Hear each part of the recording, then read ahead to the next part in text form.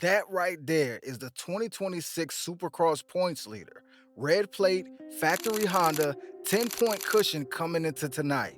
On the ground, covered in mud, with fuel leaking onto him, and the season slipping through his fingers in real time. This is Cleveland, round 14, and the next 40 minutes are going to completely reshape this championship. To understand why Cleveland hit the way it did, you need to understand what both of these guys were walking into.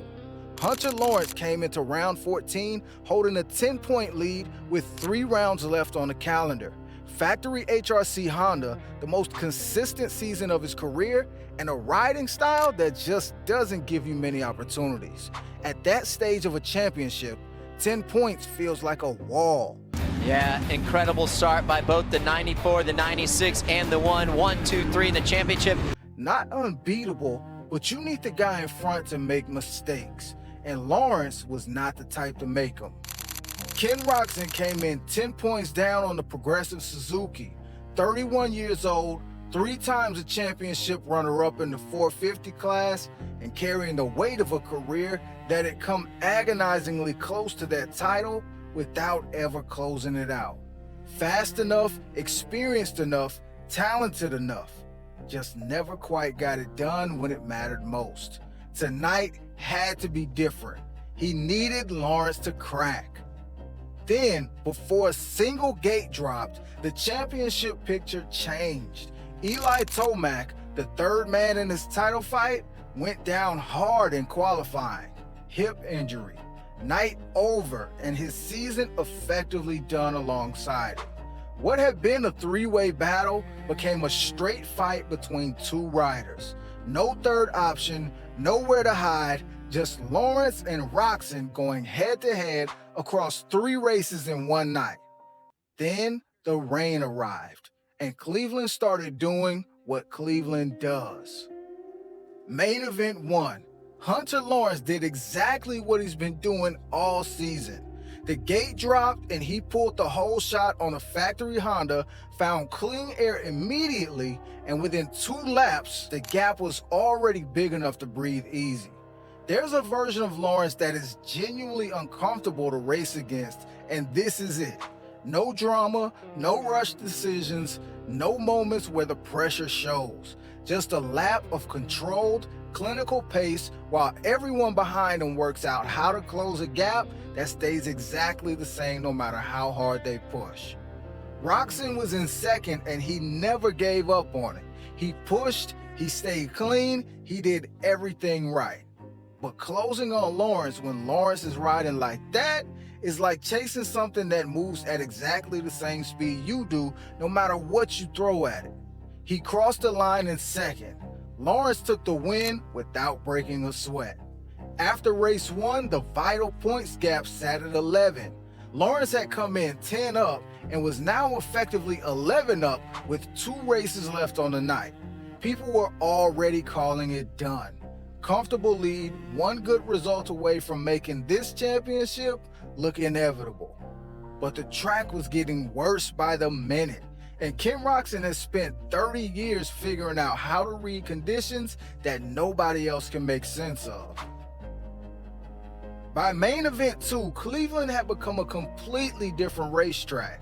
The rain that had been threatening all evening arrived properly, and the dirt that Lawrence had managed so cleanly in race 1 was now slick, unpredictable, and punishing every small mistake with a consequence that felt disproportionate to the error. Lawrence missed the start. For a rider who has been so composed all night, getting buried off the gate in those conditions was the worst possible scenario. He was in the pack, fighting for traction, having to come forward through riders who were also struggling to stay upright. Nothing about it was clean or controlled. Meanwhile, Roczen was doing something that looked almost unreasonable given what everyone else was dealing with. He was finding lines through corners that had no business being rideable at that speed. Aggressive, precise, completely switched on to what the track was giving him, while riders around him were guessing and coming up wrong. While everyone else was riding scared, Roczen was on the gas. Lawrence battled back to 5th. Good damage control, but damage nonetheless. The gap had shrunk. The momentum was clearly with Roczen, and the stadium could feel the energy shifting. One race left. The gap was closing. Everything was still to play for. Final race, the one that decided it all. Roczen got the jump and he was immediately gone. Not managing a gap, not being careful, gone. Riding like the rain and the pressure, and the 30 laps already in his legs that night simply did not exist. He pulled clear within the first 2 corners and never gave anyone a reason to think he was coming back.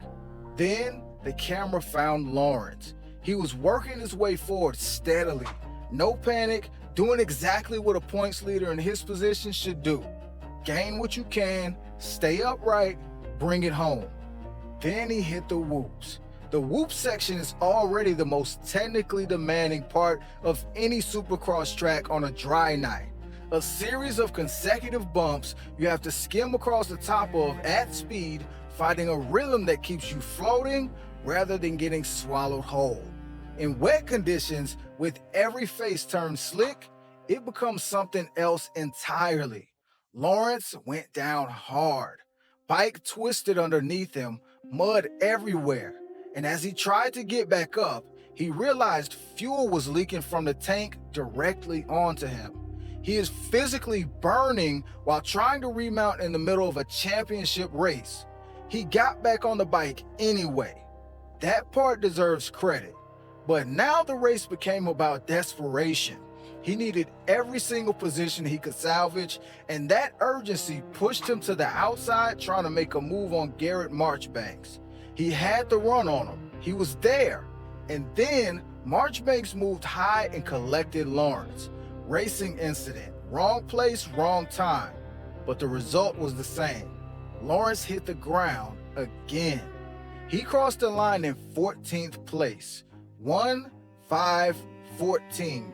In a Triple Crown format, that scorecard against a race winner is a point swing that no cushion can absorb. Ken Roczen won Cleveland, 2-2-1 for the overall, but the trophy was almost beside the point. He walked into that stadium 10 points behind. He left it 1 point behind. One single point separating first and second in this championship after 14 rounds of racing. Lawrence still holds the red plate, still leads, but a 10-point cushion and a 1-point cushion are completely different things to carry into the final rounds. Everyone in that paddock knows it.